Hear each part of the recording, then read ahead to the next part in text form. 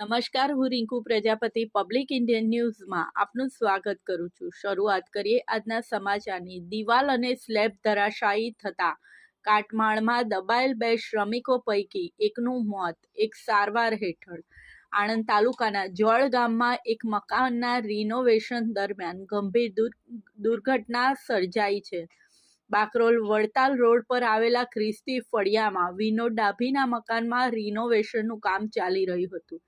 ત્યારે અચાનક પહેલા માળનો સ્લેબને દિવાલ ધરાશાયી થયા હતા.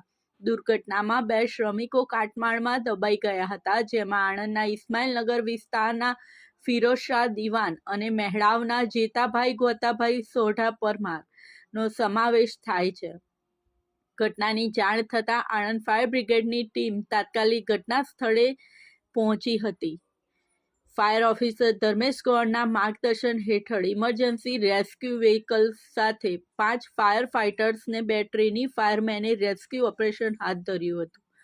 બંને શ્રમિકોને કાટમાળમાંથી બહાર કાઢવામાં આવ્યા હતા, પરંતુ ગંભીર ઇજાઓને કારણે જેતાભાઈ પરમારનું મૃત્યુ નીપજ્યું હતું.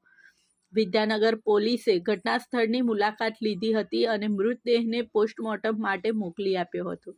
પોલીસે અકસ્માત મોતનો કેસ નોંધી અને વધુ તપાસ હાથ ધરી છે.